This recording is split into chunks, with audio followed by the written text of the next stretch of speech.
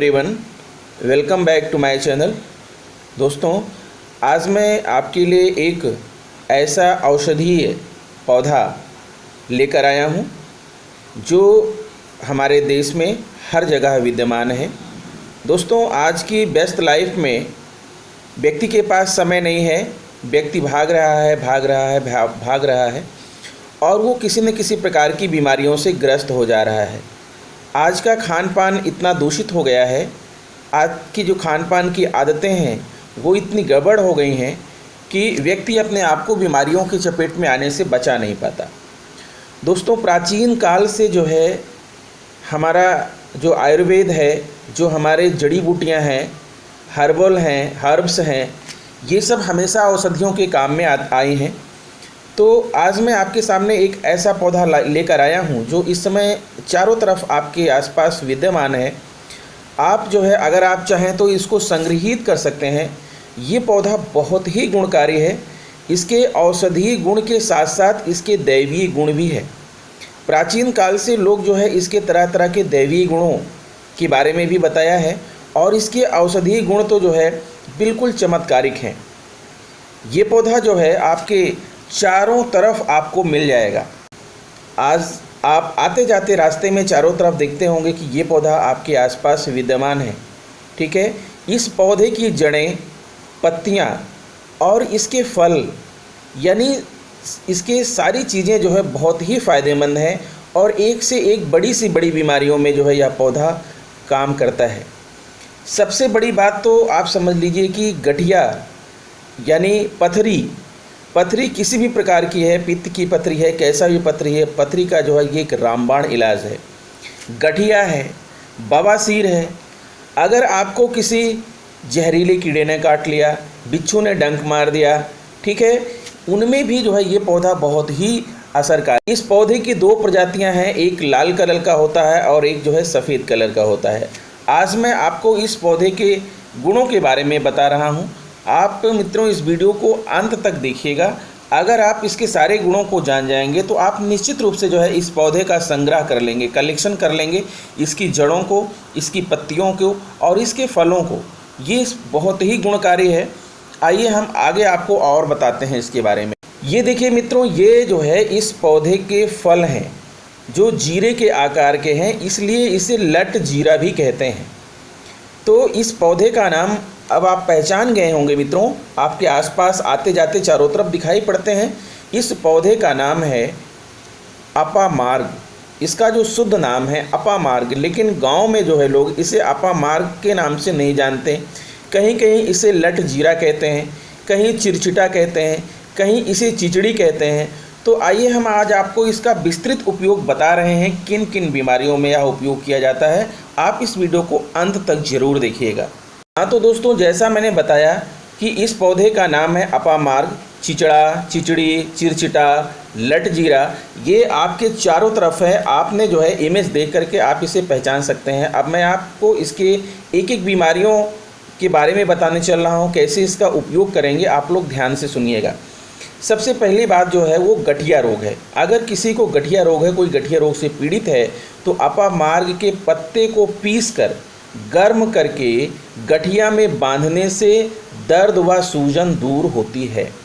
समझ गए होंगे, अपामार्ग के पत्ते को पीसकर गर्म करके गठिया में बांधने से, किसी कपड़े से जो है आप हल्का गर्म हो, बहुत ज़्यादा गर्म ना हो कि आप जल जाएं, हल्का गर्म करके उस जगह पर गठिया में जो है आप इसको बांधिए, वहाँ सूजन दूर होगी, दर्द दूर होगी।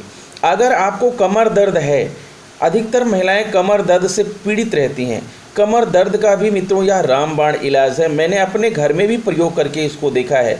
आप इसकी पत्तियों को पीस लीजिए और पीसने के बाद आप इसे गर्म कर लीजिए। गर्म करने पर कमर के पास जहाँ पर ये दर्द होता है कमर, वहाँ पर जो है इसको लगा करके, लेपन करके आप किसी कपड़े से बांध लीजिए। ऐसा लगातार करते रहने से आपका कमर दर्द बिल्कुल आराम हो जाएगा और हमेशा के लिए आपको आराम मिलेगा। फिर आता है पित्त की पथरी। कुछ मित्रों ने हमसे प्रश्न भी किया था, हमने एक और वीडियो इस पर डाला था, उसमें मैंने इतना डिटेल नहीं किया था। तो मित्रों ने पूछा था कि सर पित्त की पथरी में इसका प्रयोग कैसे करें। तो वो मित्र विशेष तौर पर इसका ध्यान दे लें कि पित्त की पथरी में कैसे प्रयोग करना है। पित्त की पथरी में चिरचिटा की जड़ जड़ को उखाड़ लें। और ध्यान रहे मित्रों कि अगर इसकी जड़ों को जो है आप रविवार को या मंगलवार को उखाड़ेंगे तो जैसा आयुर्वेद में है, जैसा हमारे नक्षत्रों और ग्रहों के बारे में लोग मानते हैं, ये ज़्यादा फायदा करता है। यानी किसी जो है शुभ मुहूर्त में या संडे को या ट्यूसडे यानी मंगलवार को आप इसके जो है पौधों को उखाड़ सकते हैं। और ध्यान रहिएगा कि जो है इसकी पौधों की जड़ों में लोहा ना लगने पाए। आप किसी लकड़ी के डंडे से जो है आप इसको उखाड़िएगा, या हाथ से, अगर गीली मिट्टी है तो हाथ से भी यह उखाड़ आएगा। ठीक है। तो पित्त की पथरी में चिरचिटा की जड़ आधा से 10 ग्राम काली मिर्च के साथ, या जड़ का काढ़ा काली मिर्च के साथ 15 ग्राम से 50 ग्राम की मात्रा में सुबह शाम खाने से पूरा लाभ होता है पित्त की पथरी में। या आप सीधा सीधा आप प्रयोग कर सकते हैं, काढ़ा ना बना सकें तो इसकी आप जड़ ले लीजिए और जड़ को पीस लीजिए। जड़ को जो है पीस लीजिए, ताज़ी जड़ को पीस लीजिए और सुबह शाम एक एक चम्मच जो है इसका रस निकाल लीजिए। पीसने के बाद आप छान करके उसका रस निकाल लीजिए और 2-2 चम्मच सुबह शाम जो है सेवन करिए। इससे जो पथरी है वो गल करके धीरे धीरे करके बाहर आ जाती है। ठीक है। तो काढ़ा अगर गर्म गर्म ही खाएं तो लाभ होगा। यानी कि जो काढ़ा बना रहे हैं काली मिर्च के साथ, 10 ग्राम काली मिर्च के साथ जो है चिरचिटा की आधी जड़ को पीस लीजिए और उसके बाद उसे काढ़ा बना लीजिए। और काढ़ा बनाने के बाद अगर गर्म गर्म काढ़ा पिएंगे तो ज़्यादा लाभ होगा। तो ये तो रहा मित्रों पथरी का इलाज। यकृत का बढ़ना, अगर यकृत बढ़ गया है, ठीक है, जिसे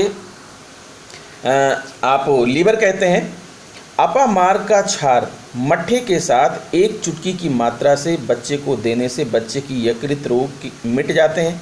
लकवा की बीमारी में 1 ग्राम काली मिर्च के साथ चिरचिटा की जड़ को दूध में पीसकर नाक में टपकाने से लकवा या पक्षाघात ठीक हो जाता है। फिर बात आता है पेट का बड़ा होना। मित्रों इस बीमारी से लगभग बहुत सारे लोग ग्रसित हैं। 30 की उम्र पार करने के बाद यह बीमारी शुरू हो जाती है। लोगों का पेट बढ़ना शुरू हो जाते हैं, पेट की चर्बी बढ़ना शुरू हो जाती है, जिससे तरह तरह की बीमारियां पैदा होती हैं। तो आप इस पर विशेष ध्यान दे लीजिए कि पेट का बड़ा होना या लटकना, अगर पेट की चमड़ी बढ़ गई है, लटक गया है पेट जो है, महिलाओं में अक्सर ऐसा होता है कि डिलीवरी के बाद जो है उनका पेट की चर्बी, पेट की जो चमड़ी है वो लटक जाती है। तो उसमें भी यह बहुत ही असरकारी इलाज है। आपको क्या करना है कि चिरचिटा अपामार्ग की जड़ 5 ग्राम से लेकर 10 ग्राम तक, या जड़ का काढ़ा 15 ग्राम से 50 ग्राम की मात्रा में सुबह शाम काली मिर्च के साथ खाने से या पीने से आमाशय का ढीलापन में कमी आकर पेट का आकार कम हो जाता है। यानी आप जो है पेट के बढ़ने में भी यह बहुत ही कारगर है। अगर पेट बढ़ गया है तो आप इसकी जड़ को पीस करके आप काली मिर्च के साथ उसका काढ़ा बना लीजिए। और काढ़ा बनाने के बाद जो है आप उसको सुबह शाम जो है खाना खाने के पहले, आप सुबह खाना खाने के पहले और शाम को भी जो है आप उसका सेवन कर सकते हैं। इससे जो है आपको जो आपकी पेट की जो चमड़ी बढ़ी हुई है उससे आराम मिलेगा। फिर बड़ी बात आती है बवासीर। बवासीर जो कि कॉमन डिसीज होती जा रही, कॉमन बीमारी होती जा रही लोगों की जो है, ठीक है, पेट की बीमारी के कारण ही बवासीर होता है। तो अपामार्ग की 6 पत्तियाँ काली मिर्च, 5 पीस काली मिर्च को जल के साथ पीसकर छान कर सुबह शाम सेवन करने से बवासीर में लाभ होता है और उसमें बहने वाला रक्त रुक जाता है। खूनी बवासीर पर अपामार्ग की 10 से 20 ग्राम जड़ को चावल के पानी के साथ पीसकर छानकर 2 चम्मच शहद मिलाकर पिलाना गुणकारी है। फिर बात आती है मोटापा। अधिक भोजन करने के कारण जिनका वजन बढ़ रहा है उन्हें भूख कम करने के लिए अपामार्ग के बीजों को चावल के समान भात या खीर बनाकर नियमित सेवन करना चाहिए। इसके प्रयोग से शरीर की चर्बी धीरे धीरे घटने भी लगेगी। कमजोरी, अपामार्ग के बीजों को भूनकर इसमें बराबर की मात्रा में मिश्री मिलाकर पीस लें और 1 कप दूध के साथ 2 चम्मच की मात्रा में सुबह शाम नियमित सेवन करने से शरीर में पुष्टता आती है। अगर सिर दर्द बना रहता है, लोग शिकायत करते हैं कि हमें सिर दर्द बना रहता है, तो सिर दर्द में भी अपामार्ग बहुत ही फ़ायदेमंद है, यानी लड़जीरा बहुत ही फ़ायदेमंद है। अपामार्ग की जड़ को पानी में घिसकर बनाए लेप को मस्तक पर लगाने से सिर दर्द दूर होता है। संतान प्राप्ति, अपामार्ग की जड़ के चूर्ण को 1 चम्मच की मात्रा में दूध के साथ मासिक स्राव के बाद नियमित रूप से 21 दिन तक सेवन करने से गर्भधारण होता है। दूसरे प्रयोग के रूप में ताजे पत्तों के 2 चम्मच रस को 1 कप दूध के साथ मासिक स्राव के बाद नियमित सेवन से भी गर्भ स्थिति की संभावनाएं बढ़ जाती हैं। तो मित्रों, अपामार्ग जो है वो मलेरिया में भी फ़ायदेमंद होता है। अपामार्ग के पत्ते और काली मिर्च बराबर की मात्रा में लेकर पीस लें, फिर इसमें थोड़ा सा गुड़ मिलाकर मटर के दानों के बराबर की गोलियां तैयार कर लें। जब मलेरिया फैल रहा हो उन दिनों एक गोली सुबह शाम भोजन के बाद नियमित रूप से सेवन करने से इस ज्वर का शरीर पर आक्रमण नहीं होगा। इन गोलियों का 2-4 दिन सेवन पर्याप्त होता है।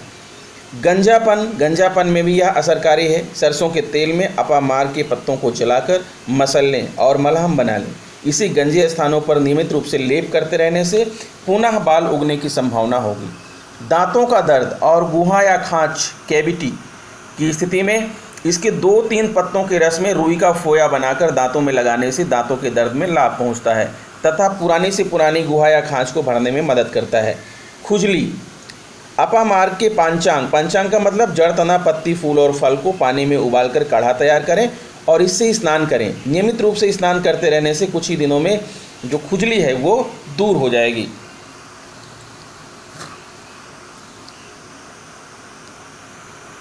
फिर बात करते हैं जो है आधा सीसी या आधे सिर में दर्द। इसके बीजों के चूर्ण को सूंघने मात्र से ही आधा सीसी मस्तक की जड़ता में आराम मिलता है। इस चूर्ण को सूंघाने से मस्तक के अंदर जमा हुआ कफ पतला होकर नाक के द्वारा निकल जाता है और वहाँ पर पैदा हुए कीड़े भी झड़ जाते हैं।